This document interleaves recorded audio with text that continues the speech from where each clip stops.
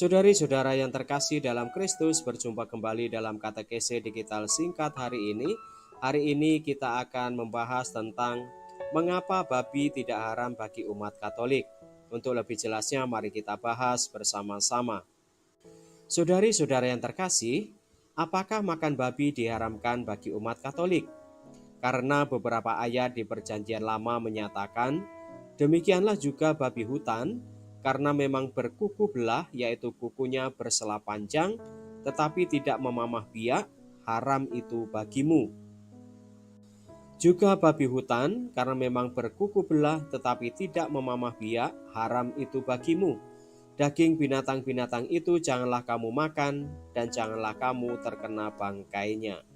Saudari-saudara terkasih, konteks haram dan tidak haram dalam konteks Perjanjian Lama adalah: pertama, perihal larangan makanan tertentu adalah sehubungan dengan hukum yang menunjukkan hal haram atau tidak haram. Hukum ini ditujukan untuk pentahiran atau pemurnian bangsa Israel. Dalam hukum ini dikatakan hal-hal yang haram dan bagaimana cara menghapuskan keharaman tersebut. Dalam hukum imamat Perjanjian Lama, hal haram menggambarkan keadaan seseorang yang karena perbuatan tertentu yang belum tentu perbuatan dosa tidak dapat datang kepada Tuhan. Baik orangnya maupun penyebab kondisi orang itu dikatakan sebagai haram.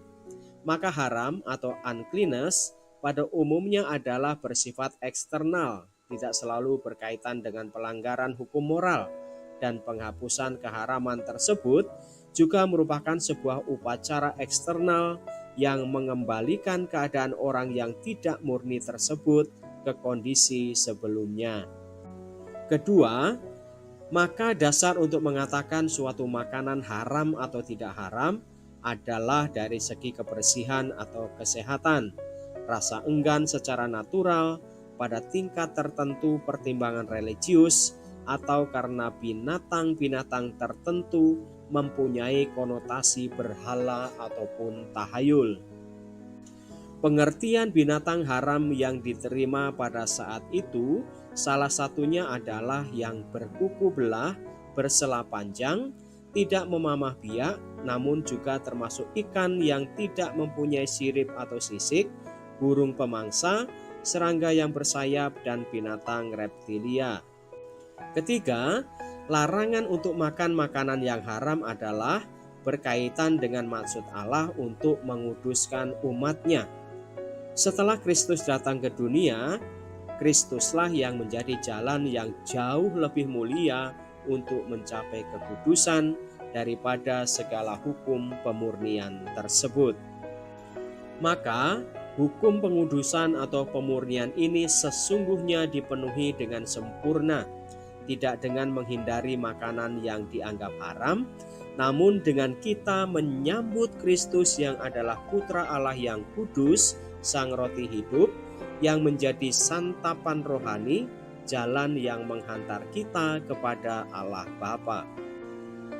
Bagi umat Katolik, hal ini kita terima pada saat kita menyambut Kristus sendiri dalam sabda Allah dan terutama di dalam Ekaristi. Itulah sebabnya Yesus memberikan perintah ini, dengar dan camkanlah, bukan yang masuk ke dalam mulut yang menajiskan orang, melainkan yang keluar dari mulut, itulah yang menajiskan orang. Tetapi apa yang keluar dari mulut berasal dari hati, dan itulah yang menajiskan orang. Karena dari hati timbul segala pikiran yang jahat, pembunuhan, perzinahan, percabulan, pencurian, sumpah palsu, dan hujat. Itulah yang menajiskan orang. Hal ini juga kembali ditegaskan oleh Rasul Paulus dalam suratnya kepada jemaat di Roma. Dalam Tuhan Yesus tidak ada sesuatu makanan yang najis dari dirinya sendiri, sebab kerajaan Allah bukanlah soal makanan dan minuman, tetapi soal kebenaran, damai sejahtera, dan sukacita oleh Roh Kudus. Rasul Petrus juga mengalami penglihatan bagaimana Allah tidak menyatakan makanan apapun sebagai haram. Apa yang dinyatakan halal oleh Allah tidak boleh engkau nyatakan haram. Di sini terlihat bahwa kitab suci sendiri menyatakan bahwa apa yang ditulis dalam Perjanjian Lama adalah gambaran yang akan digenapi dalam Perjanjian Baru. Di dalam hukum Taurat hanya terdapat bayangan saja dari keselamatan yang akan datang dan bukan hakikat dari keselamatan itu sendiri. Aturan-aturan Perjanjian Lama termasuk ketentuan makanan haram ini ada untuk mengarahkan umat kepada penggenapannya dalam Perjanjian Baru, yaitu bahwa di masa Perjanjian Lama, bangsa Israel dipisahkan Allah dari bangsa-bangsa lain, termasuk oleh aturan Sabat, sunat, dan larangan makanan. Di dalam Perjanjian Baru, aturan tersebut digenapi dan disempurnakan oleh Kristus dengan cara yang berbeda. Kalau penggenapannya sama, maka tidak disebut Perjanjian Baru. Sunat jasmani digenapi maknanya dengan sunat rohani, yaitu baptisan. Sabat digenapi dengan hari Tuhan, yaitu minggu yang memperingati kebangkitan Yesus, lambang kehidupan baru. Soal larangan makanan justru merupakan persiapan akan makna yang lebih hakiki, yaitu hal haram dan halal bukan dari apa yang masuk ke dalam tubuh, tetapi apa yang keluar dari tubuh. Kitab suci sendiri menyatakan bahwa apa yang ditulis dalam Perjanjian Lama adalah gambaran yang akan digenapi dalam Perjanjian Baru. Di dalam hukum Taurat hanya terdapat bayangan saja dari keselamatan yang akan datang dan bukan hakikat dari keselamatan itu sendiri. Kesimpulannya adalah, pertama, memang bukan soal apa yang masuk yang menajiskan kita, sehingga dengan demikian makanan apapun, asalkan memang dari segi kesehatan layak dimakan, dapat kita makan, termasuk di dalamnya daging babi. Kedua, namun jika dengan memakan daging babi itu seseorang menjadi batu sandungan bagi orang lain, terutama di hadapan orang-orang yang mengharamkan babi, maka sebaiknya ia tidak makan babi. Hal inilah yang dianjurkan oleh Rasul Paulus. Dalam hal ini memang diperlukan prudens atau kebijaksanaan dari pihak kita untuk menyikapinya dan memutuskannya. Ketiga, aturan-aturan seremonial dalam Perjanjian Lama, termasuk hal larangan makanan, tidak dimaksudkan Allah sebagai hakikat keselamatan itu sendiri, melainkan hal-hal itu merupakan bayangan akan keselamatan sesungguhnya yang dikaruniakan Allah melalui sengsara, wafat, kebangkitan Kristus atau misteri Paskah yang menjadi dasar dan inti iman Kristiani. Larangan makan babi yang dianggap sebagai binatang yang kotor pada zaman itu adalah langkah persiapan bagi umat untuk pengudusan yang kemudian diperoleh dari santapan rohani, yaitu Kristus sendiri sebagai sang roti hidup. Oleh Perjanjian Baru, pengudusan sejati tidak lagi diperoleh dari mentaati larangan makanan tertentu, tetapi dari menyambut Kristus dalam Ekaristi.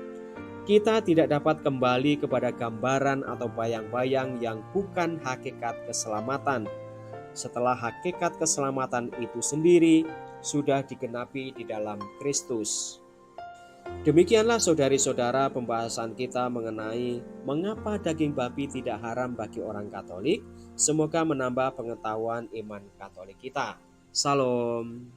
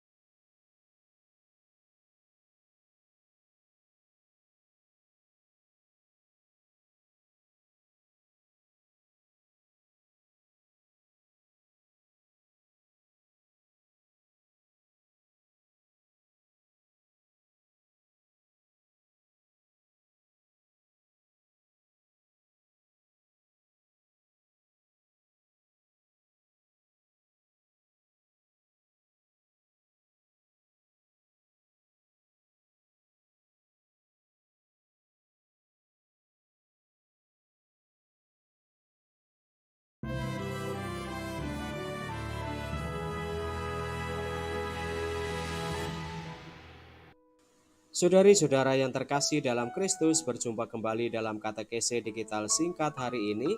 Hari ini kita akan membahas tentang mengapa babi tidak haram bagi umat Katolik. Untuk lebih jelasnya, mari kita bahas bersama-sama. Saudari-saudara yang terkasih, apakah makan babi diharamkan bagi umat Katolik? Karena beberapa ayat di Perjanjian Lama menyatakan, demikianlah juga babi hutan, karena memang berkuku belah, yaitu kukunya bersela panjang, tetapi tidak memamah biak, haram itu bagimu. Juga babi hutan, karena memang berkuku belah, tetapi tidak memamah biak, haram itu bagimu.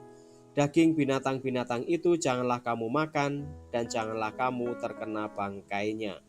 Saudari-saudara terkasih, konteks haram dan tidak haram dalam konteks Perjanjian Lama adalah: pertama, perihal larangan makanan tertentu adalah sehubungan dengan hukum yang menunjukkan hal haram atau tidak haram. Hukum ini ditujukan untuk pentahiran atau pemurnian bangsa Israel. Dalam hukum ini dikatakan hal-hal yang haram dan bagaimana cara menghapuskan keharaman tersebut. Dalam hukum imamat Perjanjian Lama, hal haram menggambarkan keadaan seseorang yang karena perbuatan tertentu yang belum tentu perbuatan dosa tidak dapat datang kepada Tuhan. Baik orangnya maupun penyebab kondisi orang itu dikatakan sebagai haram. Maka haram atau uncleanness pada umumnya adalah bersifat eksternal, tidak selalu berkaitan dengan pelanggaran hukum moral, dan penghapusan keharaman tersebut juga merupakan sebuah upacara eksternal yang mengembalikan keadaan orang yang tidak murni tersebut ke kondisi sebelumnya. Kedua, maka dasar untuk mengatakan suatu makanan haram atau tidak haram adalah dari segi kebersihan atau kesehatan, rasa enggan secara natural, pada tingkat tertentu pertimbangan religius, atau karena binatang-binatang tertentu mempunyai konotasi berhala ataupun tahayul. Pengertian binatang haram yang diterima pada saat itu salah satunya adalah yang berkuku belah, bersela panjang, tidak memamah biak, namun juga termasuk ikan yang tidak mempunyai sirip atau sisik, burung pemangsa, serangga yang bersayap, dan binatang reptilia. Ketiga, larangan untuk makan makanan yang haram adalah berkaitan dengan maksud Allah untuk menguduskan umatnya. Setelah Kristus datang ke dunia, Kristuslah yang menjadi jalan yang jauh lebih mulia untuk mencapai kekudusan daripada segala hukum pemurnian tersebut.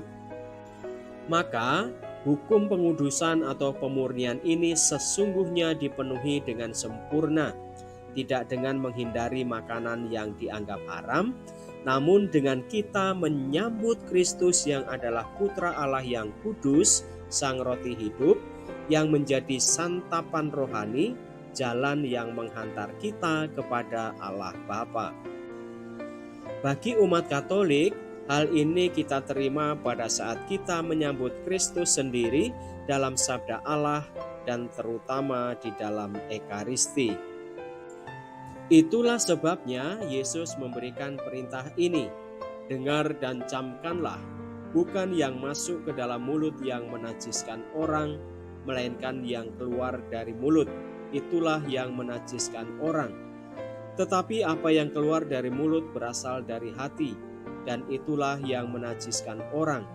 Karena dari hati timbul segala pikiran yang jahat, pembunuhan, perzinahan, percabulan, pencurian, sumpah palsu, dan hujat. Itulah yang menajiskan orang. Hal ini juga kembali ditegaskan oleh Rasul Paulus dalam suratnya kepada jemaat di Roma. Dalam Tuhan Yesus tidak ada sesuatu makanan yang najis dari dirinya sendiri, sebab kerajaan Allah bukanlah soal makanan dan minuman, tetapi soal kebenaran, damai sejahtera, dan sukacita oleh Roh Kudus. Rasul Petrus juga mengalami penglihatan bagaimana Allah tidak menyatakan makanan apapun sebagai haram. Apa yang dinyatakan halal oleh Allah tidak boleh engkau nyatakan haram. Di sini terlihat bahwa kitab suci sendiri menyatakan bahwa apa yang ditulis dalam Perjanjian Lama adalah gambaran yang akan digenapi dalam Perjanjian Baru. Di dalam hukum Taurat hanya terdapat bayangan saja dari keselamatan yang akan datang dan bukan hakikat dari keselamatan itu sendiri. Aturan-aturan Perjanjian Lama termasuk ketentuan makanan haram ini ada untuk mengarahkan umat kepada penggenapannya dalam Perjanjian Baru, yaitu bahwa di masa Perjanjian Lama, bangsa Israel dipisahkan Allah dari bangsa-bangsa lain, termasuk oleh aturan Sabat, sunat, dan larangan makanan. Di dalam Perjanjian Baru, aturan tersebut digenapi dan disempurnakan oleh Kristus dengan cara yang berbeda. Kalau penggenapannya sama, maka tidak disebut Perjanjian Baru. Sunat jasmani digenapi maknanya dengan sunat rohani, yaitu baptisan. Sabat digenapi dengan hari Tuhan, yaitu minggu yang memperingati kebangkitan Yesus, lambang kehidupan baru. Soal larangan makanan justru merupakan persiapan akan makna yang lebih hakiki, yaitu hal haram dan halal bukan dari apa yang masuk ke dalam tubuh, tetapi apa yang keluar dari tubuh. Kitab suci sendiri menyatakan bahwa apa yang ditulis dalam Perjanjian Lama adalah gambaran yang akan digenapi dalam Perjanjian Baru. Di dalam hukum Taurat hanya terdapat bayangan saja dari keselamatan yang akan datang dan bukan hakikat dari keselamatan itu sendiri.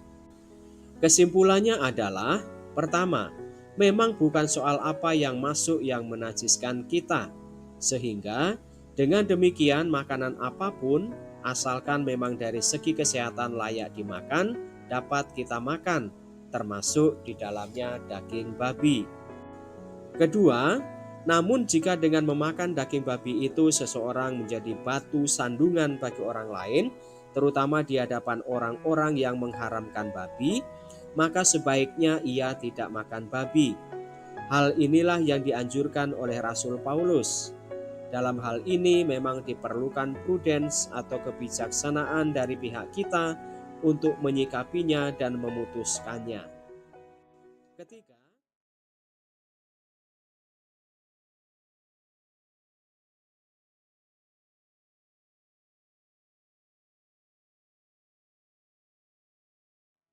melainkan hal-hal itu merupakan bayangan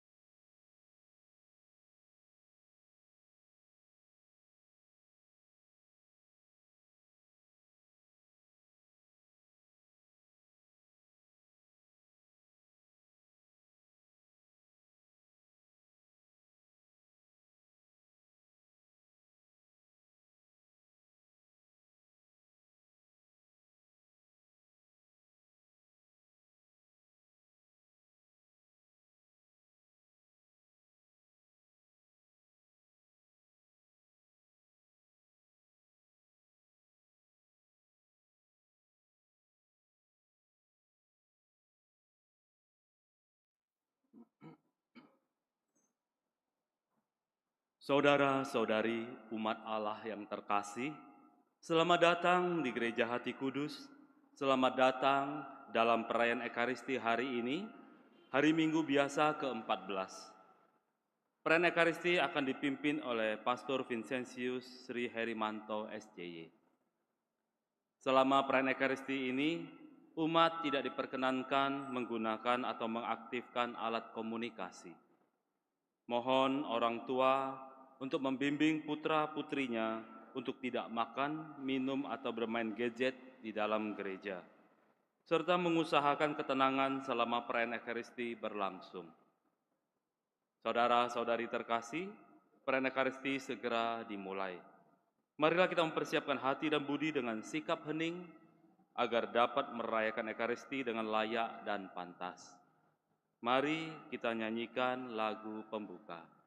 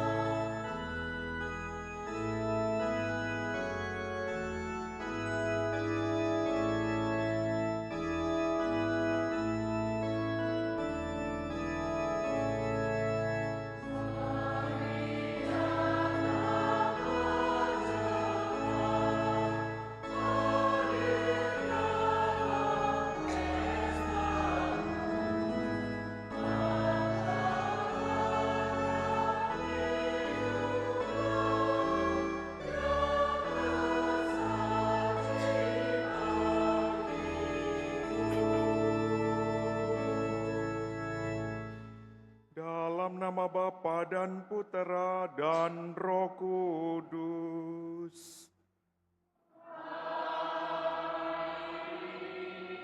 Rahmat dan damai sejahtera dari Allah Bapa dan dari Tuhan kita Yesus Kristus bersamamu.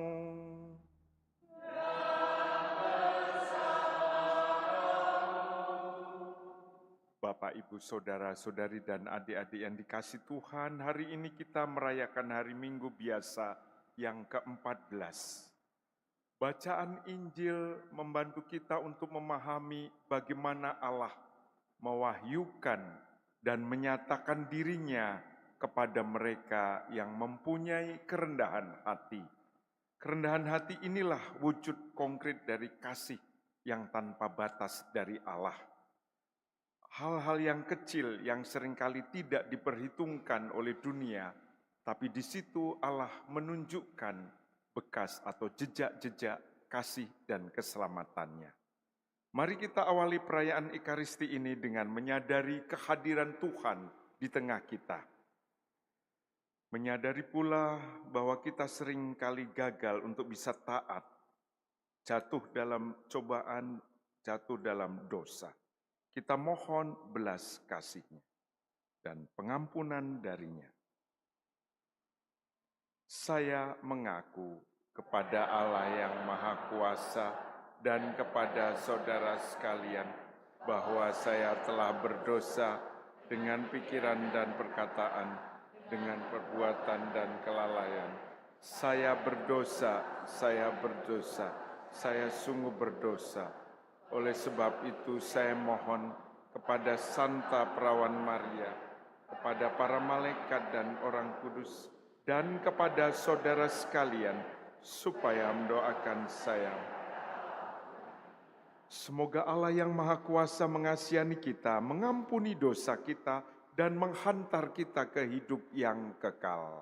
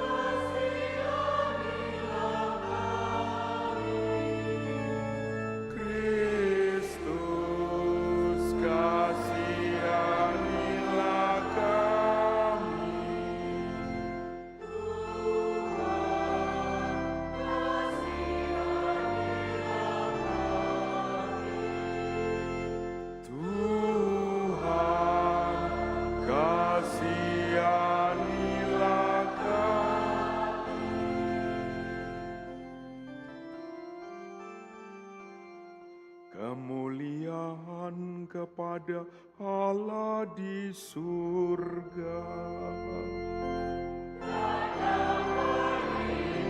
Bumi kepada orang yang berkenan padanya.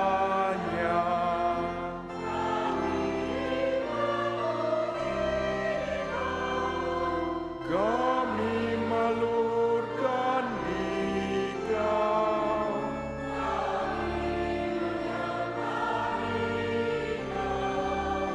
kami memuliakan Dikau.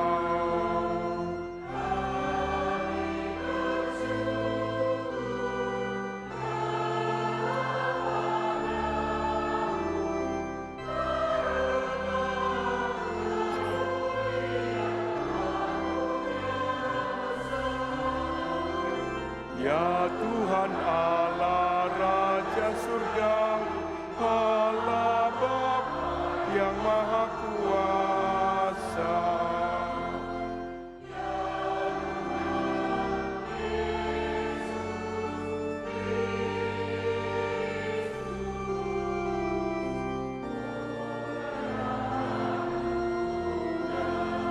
Ya Tuhan Allah, Anak Domba Allah.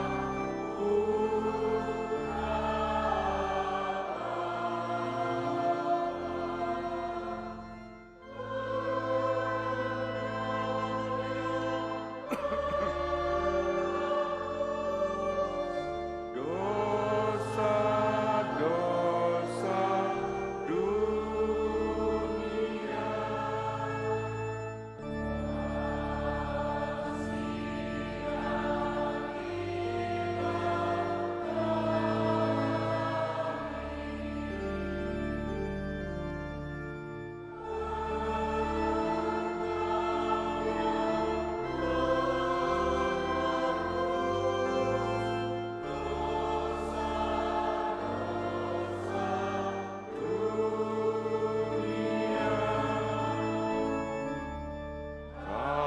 Kabulkan doa kami.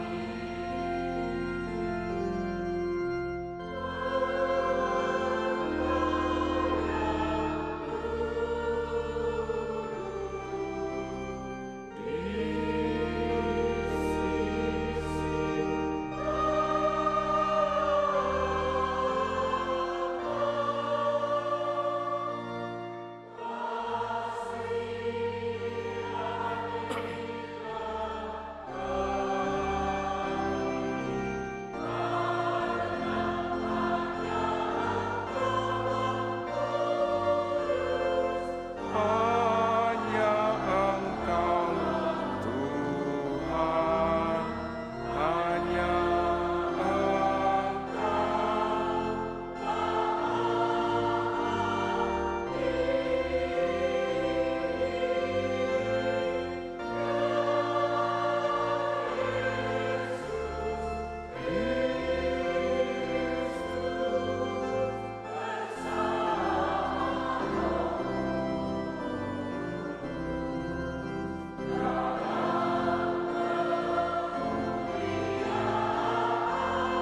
Allah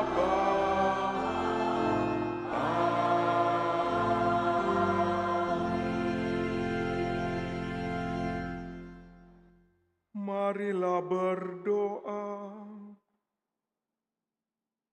Kita mempersembahkan misa ini untuk intensi mohon kebahagiaan abadi bagi Oma Suwarni yang dipanggil Tuhan 2 Juni yang lalu.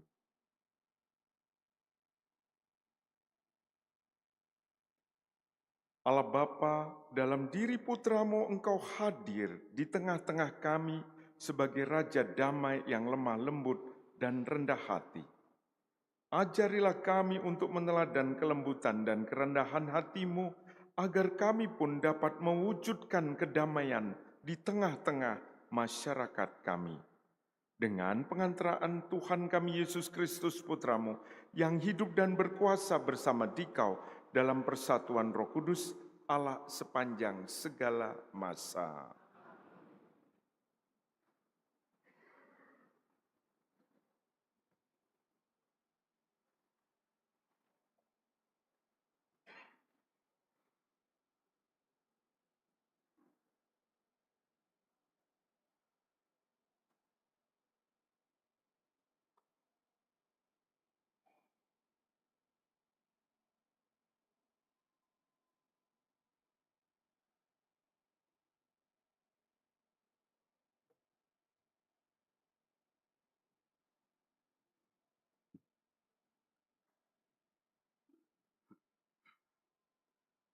Bacaan dari Nubuat Zakaria.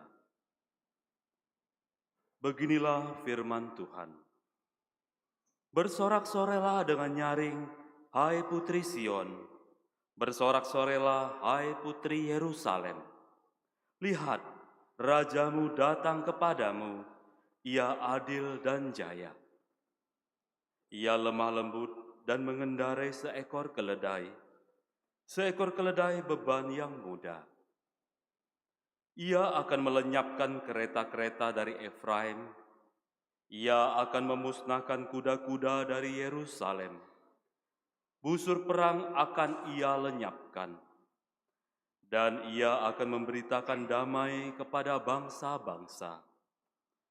Wilayah kekuasaannya akan terbentang dari laut sampai ke laut, dan dari sungai Efrat sampai ke ujung-ujung bumi.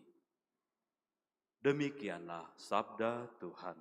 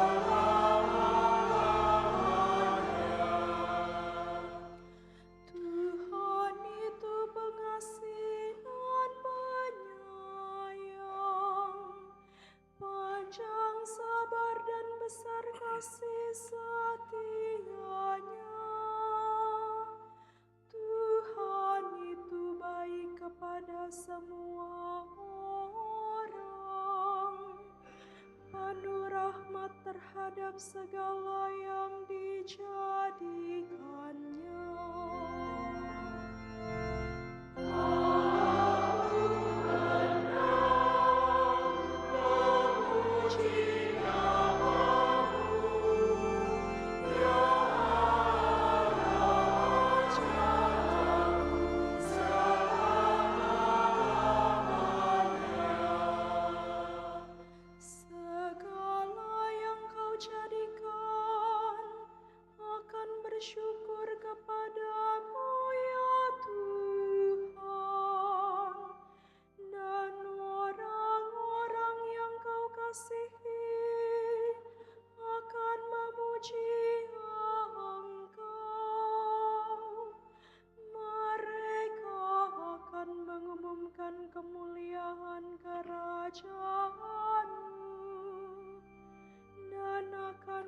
membicarakan keperkasaanmu.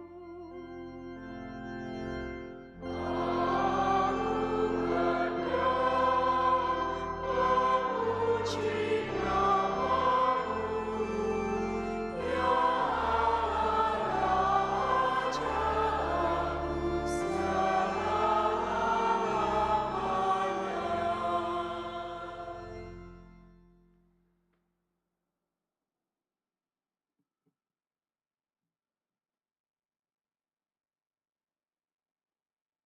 Bacaan dari surat Rasul Paulus kepada jemaat di Roma. Saudara-saudara, kamu tidak hidup dalam daging, melainkan dalam roh.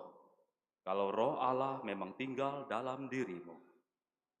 Tetapi jika orang tidak memiliki roh Kristus, ia bukanlah milik Kristus. Dan jika roh Allah yang membangkitkan Kristus Yesus dari antara orang mati, diam di dalam dirimu, maka ia yang telah membangkitkan Kristus Yesus dari antara orang mati, akan menghidupkan juga tubuhmu yang fana oleh rohnya yang diam dalam dirimu.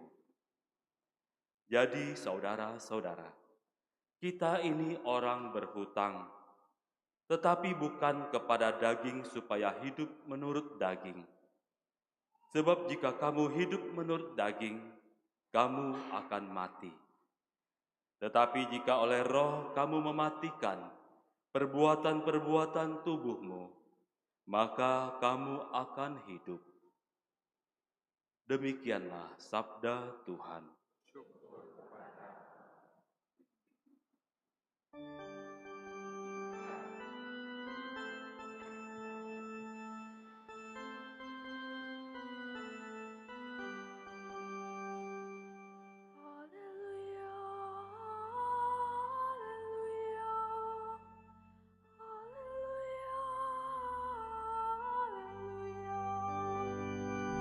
Haleluya, haleluya, haleluya, haleluya. Haleluya, haleluya, Aku bersyukur kepadamu Bapa, Tuhan langit dan bumi. Sebab misteri kerajaan Engkau nyatakan kepada orang kecil. Haleluya, haleluya, haleluya, haleluya, haleluya,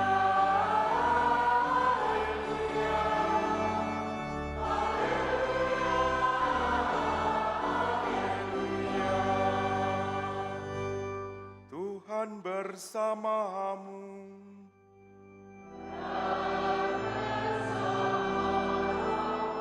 Inilah Injil suci menurut Matius.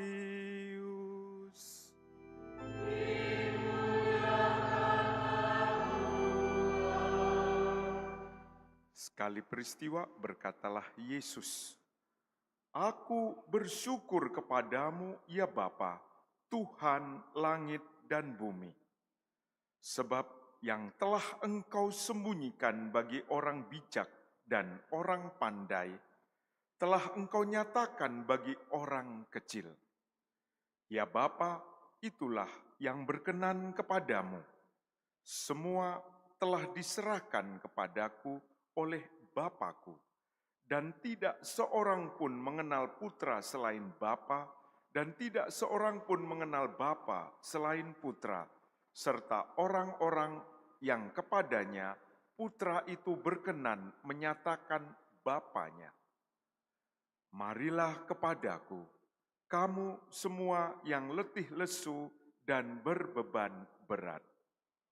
Aku akan memberikan kelegaan kepadamu. Pikulah gandar yang aku pasang dan belajarlah kepadaku. Karena aku ini lemah lembut dan rendah hati, dan jiwamu akan mendapat ketenangan. Sebab gandar yang aku pasang itu menyenangkan, dan bebanku pun ringan. Demikianlah sabda Tuhan.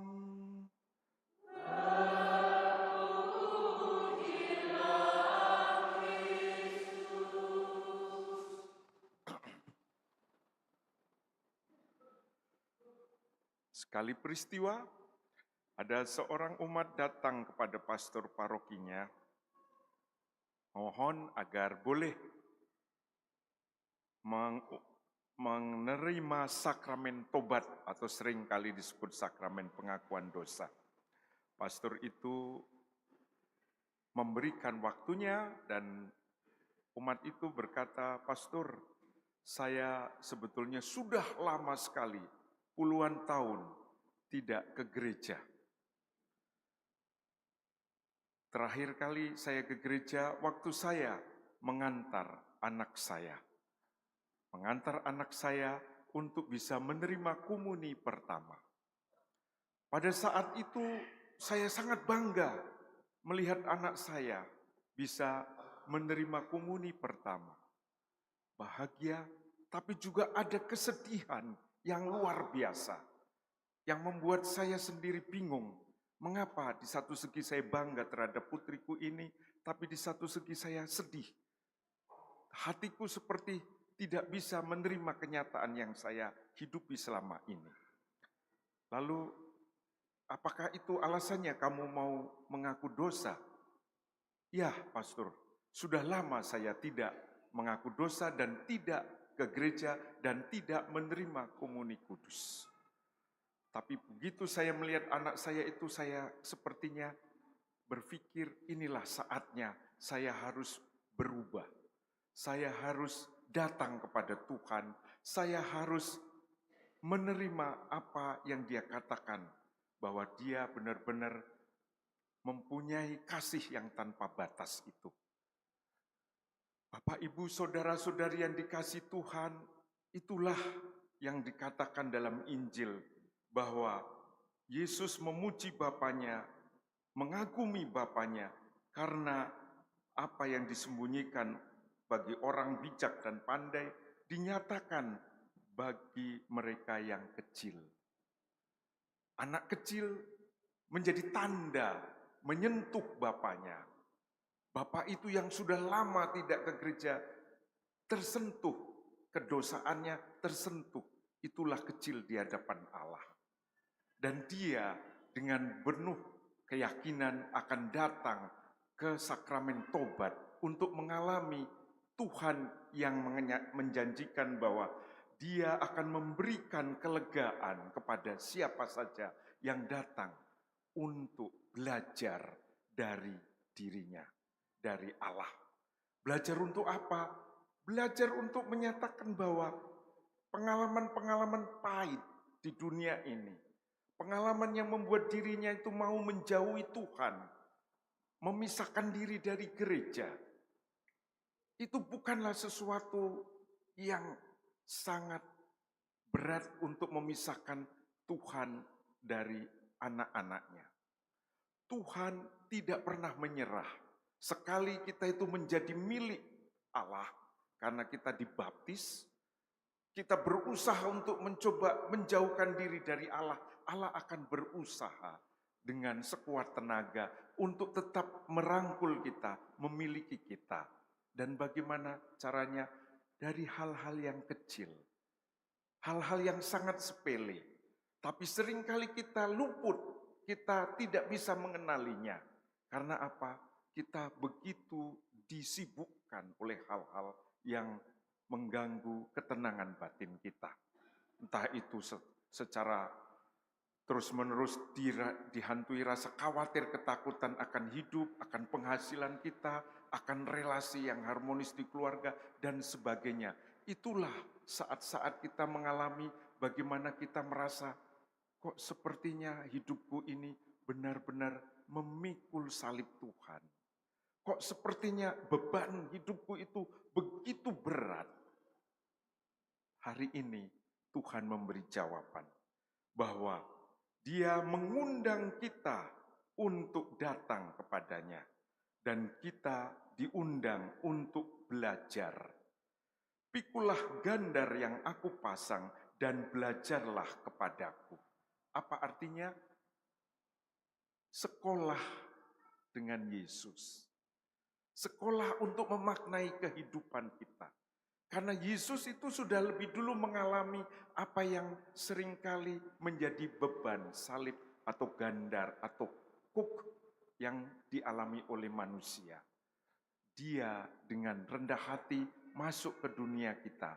Dia dengan penuh kasih mau mengalami apa yang paling menakutkan dalam hidup manusia, kuasa kegelapan, kuasa maut. Dialami juga. Maka dengan demikian Tuhan memahami, Tuhan mengetahui, dan Tuhan mengalami apa artinya salib, penderitaan, beban, dan saat-saat di mana kita mengalami kehidupan yang seringkali menakutkan. Allah bukan hanya mengalami, Allah sudah mengukur. Ternyata ciptaanku, manusia, anak-anakku mampu menghadapi ini karena aku juga mengalaminya. Maka mengundang kita semua untuk belajar darinya, artinya kita diberi kesempatan untuk bisa memaknai apa artinya salib, untuk bisa memaknai apa artinya beban, untuk bisa mengarnai apa artinya hidup yang penuh dengan kesulitan-kesulitan. Tuhan menjanjikan, tapi juga Dia bersama-sama dengan kita.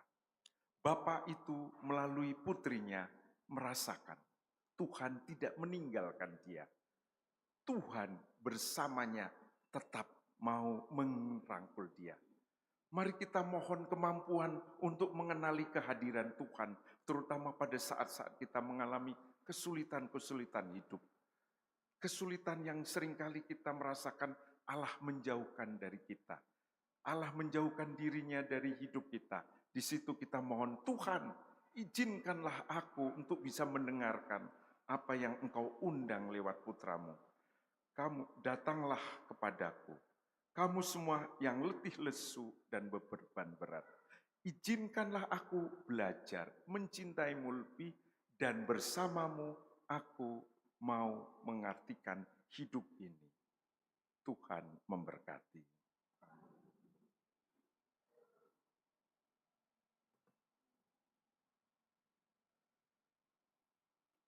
Kita meneguhkan iman kepercayaan kita dengan mengucapkan syahadat para rasul. Aku percaya akan Allah, Bapa yang Maha Kuasa, dan akan Yesus Kristus, Putranya yang tunggal Tuhan kita, yang dikandung dari Roh Kudus, dilahirkan oleh perawan Maria, yang menderita sengsara,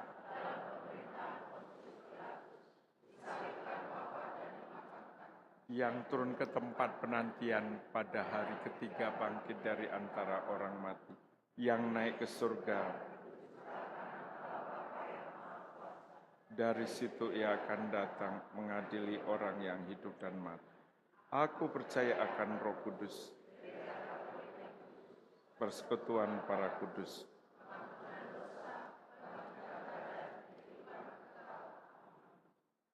kita semua yang letih lesu dan berbeban berat diundang untuk datang kepada Yesus, dan Ia akan memberi kelegaan kepada kita. Marilah kita panjatkan doa kepada Bapa yang telah berkenan tinggal bersama kita di dalam diri Kristus Putranya. Kabulkanlah doa kami ya Tuhan. Bagi para pemimpin gereja, ya Bapa, semoga para pemimpin gerejamu Kau limpahi semangat rendah hati dan sederhana. Semoga dalam mewartakan kabar gembira Kristus, mereka tidak pernah mengandalkan diri sendiri, tetapi bersandar penuh iman kepadamu sendiri. Kami mohon, Kabulkanlah doa kami. ya Tuhan. Bagi para penanggung jawab dalam masyarakat, ya Bapa, curahkanlah roh cinta kasih-Mu bagi para penanggung jawab dalam masyarakat kami, agar para pemimpin masyarakat selalu memandang tugas mereka sebagai pelayanan, bukan sebagai kesempatan menonjolkan diri. Kami mohon, Kabulkanlah doa kami ya Tuhan. bagi para penderita, ya Bapa, pandanglah saudara-saudari kami yang sedang menderita karena apapun. Semoga mereka menemukan kekuatan dan penghiburan dari-Mu sendiri. Kami mohon, Kabulkanlah doa kami ya Tuhan. bagi kami yang berkumpul di sini, ya Bapa, berikanlah semangat persaudaraan yang sejati bagi kami umat-Mu. Semoga kami siap sedia dan tulus ikhlas dalam mengasihi sesama kami yang menderita.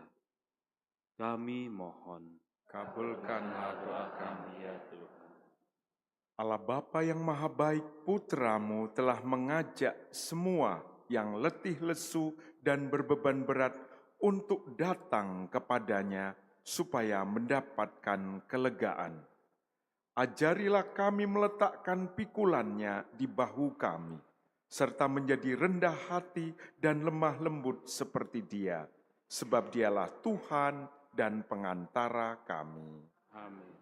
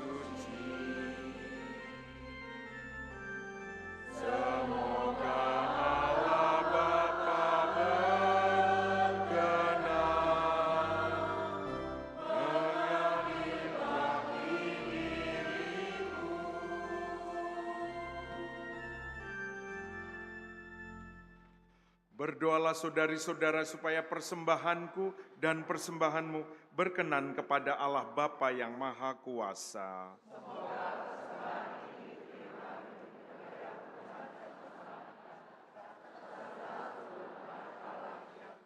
Ya Allah, semoga kurban yang kami persembahkan untuk menghormati nama-Mu ini membersihkan kami dan dari hari ke hari menghantar kami kepada hidup surgawi dengan pengantaraan Kristus, Tuhan dan Penyelamat kami. Tuhan bersamamu.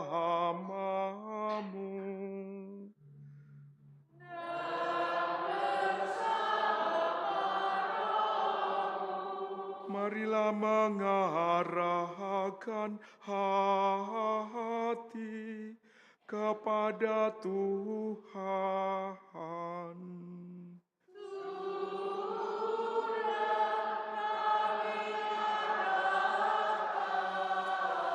Marilah bersyukur kepada Tuhan Allah kita.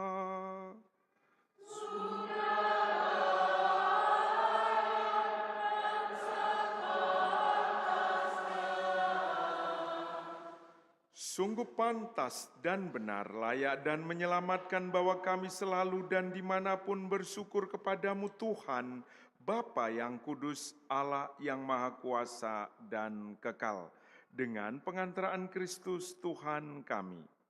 Dalam perjamuan terakhir bersama rasul-rasulnya, dia mempersembahkan dirinya kepadamu sebagai anak domba tak bernoda yang pantas diterima sebagai kurban pujian yang sempurna untuk tetap meneruskan kenangan akan salib yang menyelamatkan.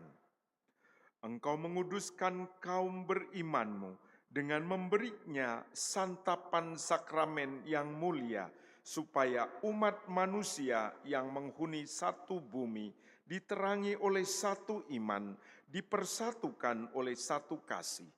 Sebab itu kami menghadap ke meja sakramen yang mengagumkan, agar dengan dipenuhi kelembutan rahmat-Mu, kami beralih ke citra surgawi. Dari sebab itu semua makhluk di surga dan di bumi melakukan nyanyian baru untuk memuji Dikau, dan kami bersama seluruh bala malaikat tak henti-hentinya memuji Dikau dengan bernyanyi.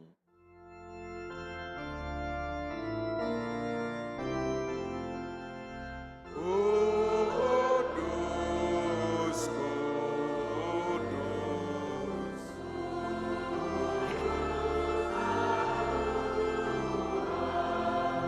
Allah segala kuasa, surga dan bumi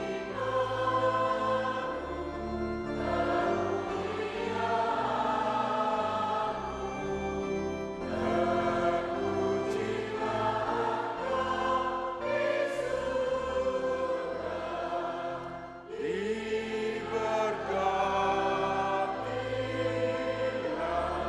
yang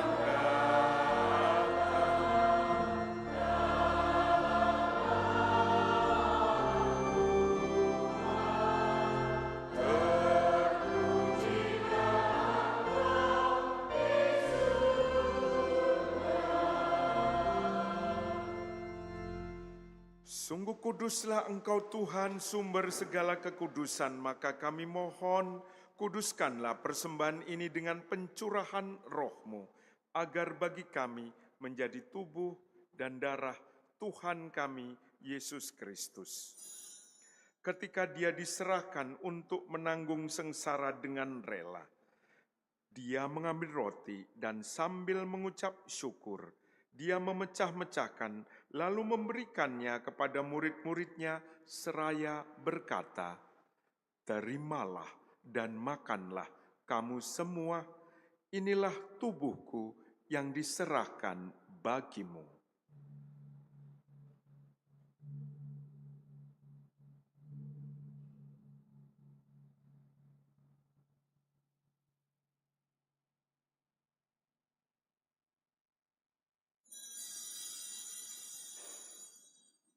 Demikian pula sesudah perjamuan Dia mengambil piala, sekali lagi Dia mengucap syukur kepadamu, memberikannya kepada murid-muridnya seraya berkata, "Terimalah dan minumlah kamu semua, inilah piala darahku, darah perjanjian baru dan kekal, yang ditumpahkan bagimu dan bagi semua orang demi pengampunan dosa. Lakukanlah ini sebagai kenangan akan daku."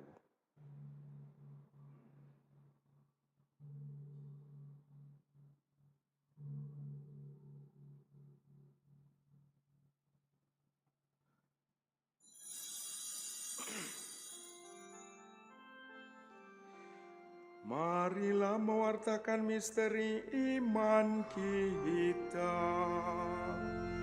Setiap kali kami roti ini dan minum dari piala ini, wafat-Mu Tuhan kami wartakan hingga Engkau datang.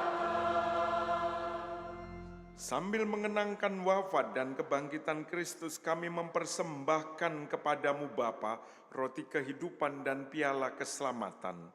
Kami bersyukur sebab kami Engkau anggap layak menghadap Engkau dan berbakti kepadamu. Kami mohon, semoga kami yang menerima tubuh dan darah Kristus dihimpun menjadi satu umat oleh Roh Kudus. Ingatlah Tuhan akan gerejamu yang tersebar di seluruh bumi, agar Engkau menyempurnakannya dalam cinta kasih, dalam persatuan dengan Paus kami, Leo ke-14, dan Uskup Agung kami, Yohanes, serta semua rohaniwan. Ingatlah juga akan saudara-saudari kami yang telah meninggal dengan harapan akan bangkit.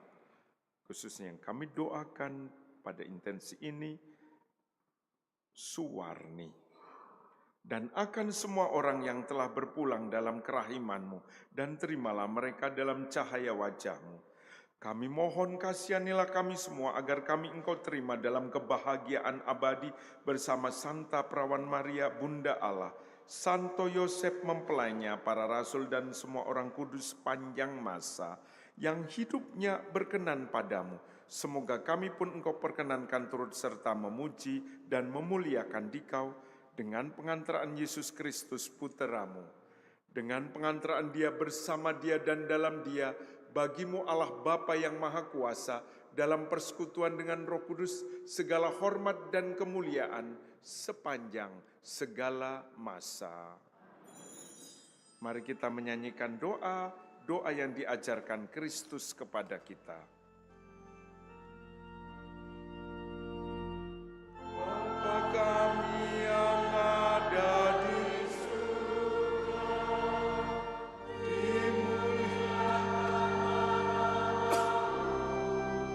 datanglah kerajaan-Mu, jadilah kehendak-Mu di atas bumi seperti di dalam surga.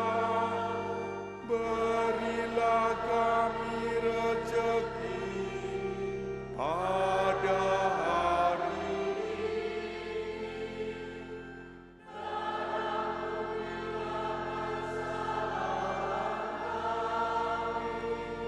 seperti kami pun mengampuni yang bersalah dan janganlah masukkan kami ke dalam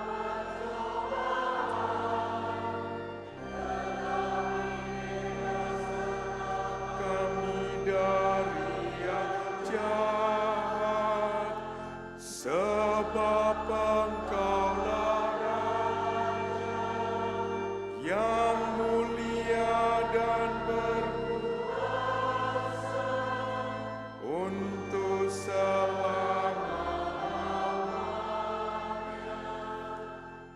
Tuhan, kami mohon, Tuhan Yesus Kristus, Engkau telah bersabda kepada para rasul-Mu, damai-Ku tinggalkan bagimu, damai-Ku berikan kepadamu. Janganlah memperhitungkan dosa kami, tetapi perhatikanlah iman gereja-Mu, dan berilah kami damai dan kesatuan sesuai dengan kehendak-Mu. Engkau yang hidup dan meraja sepanjang segala masa. Semoga damai Tuhan selalu bersamamu.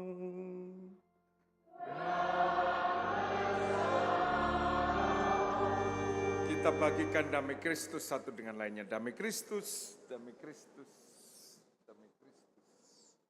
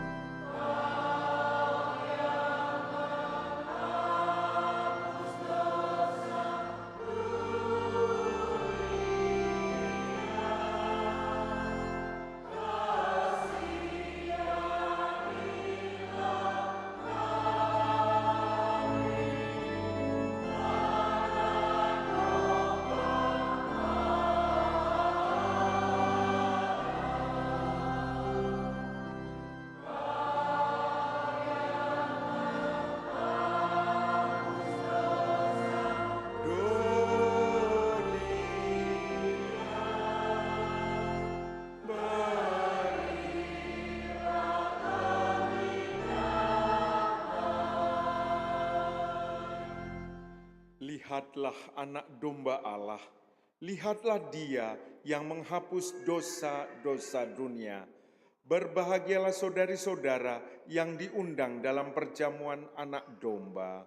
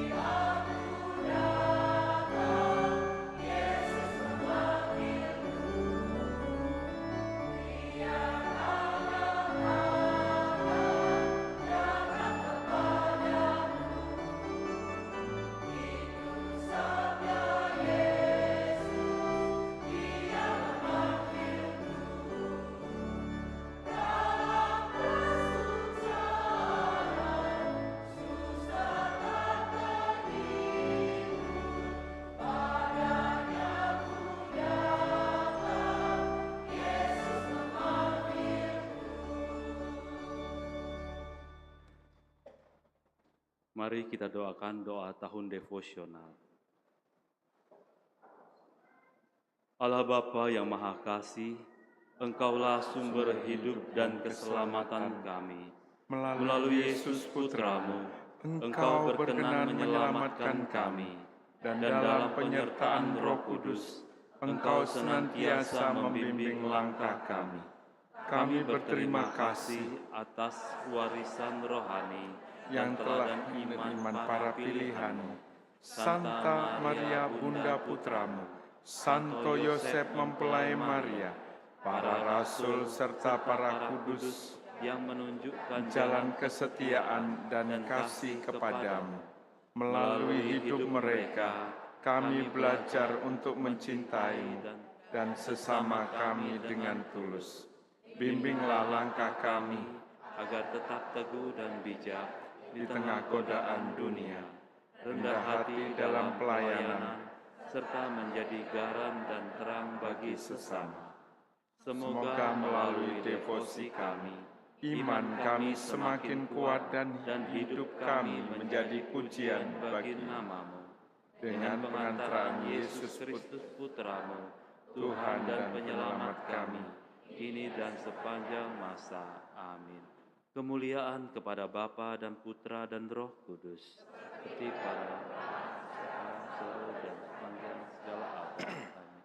Para kudus Allah, doakanlah kami. Marilah berdoa.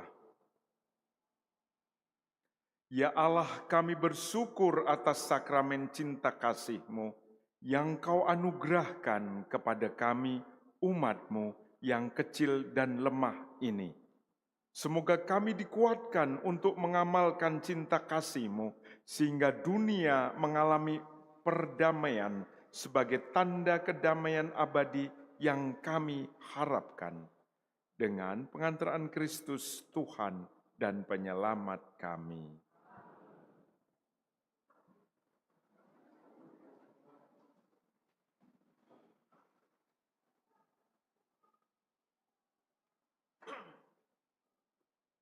Warta Gereja minggu ini. 1. Seksi Sosial Paroki Hati Kudus. Jadwal pembagian bantuan sosial Paroki Hati Kudus pada hari Minggu tanggal 12 Juli 2026 pukul 9 sampai 11 bertempat di Pastoran Gereja Hati Kudus. 2. Pendaftaran misdinar Paroki Hati Kudus. Dibuka pendaftaran calon misdinar Paroki Hati Kudus dengan syarat usia 10 tahun dan sudah menerima komuni pertama. Formulir dapat diambil dan dikembalikan ke sekretariat paroki. 3. Misa Hari Kakek dan Nenek Sedunia. Misa Hari Kakek dan Nenek Sedunia akan diadakan pada hari Minggu 26 Juli 2026 pukul 11. Ini juga merupakan misa ulang tahun Adi Yosua kedua.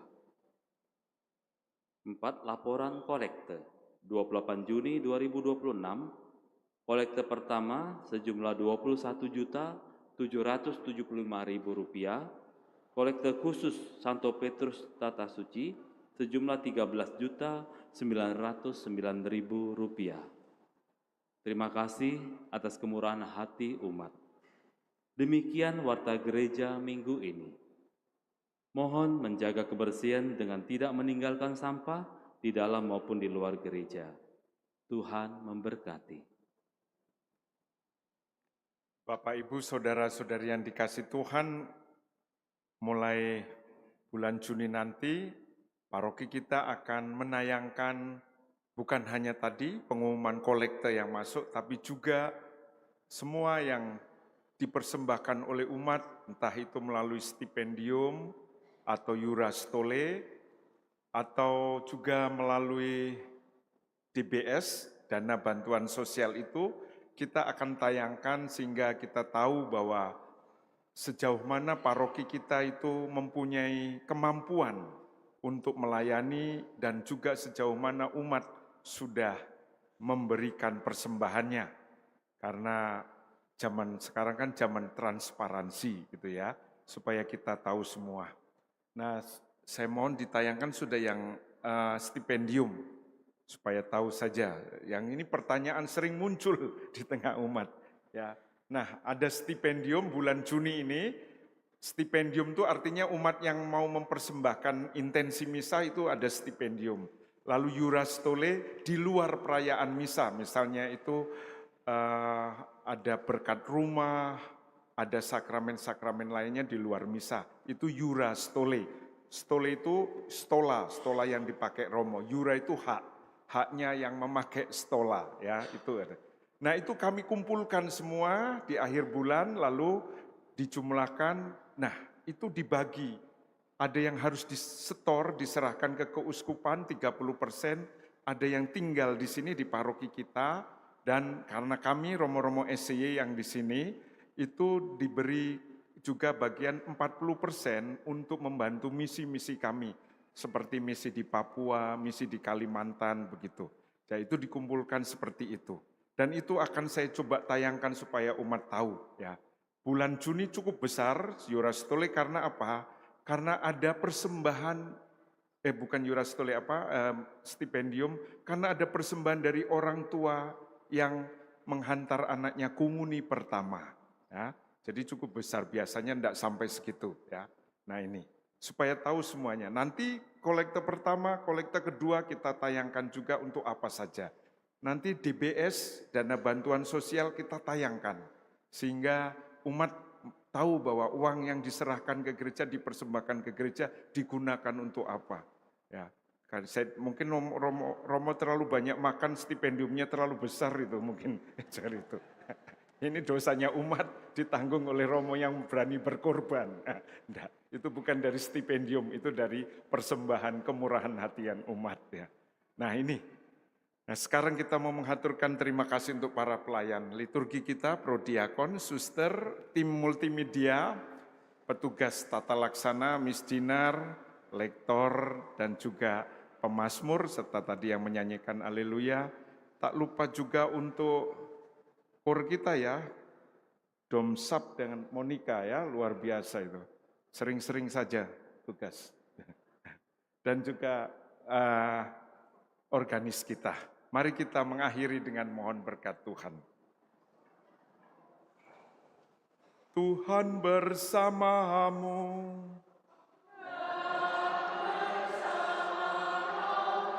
Semoga saudara-saudari sekalian selalu dibimbing, dituntun, dan diberkati oleh Allah yang Maha Kuasa, Bapa, Putra, dan Roh Kudus.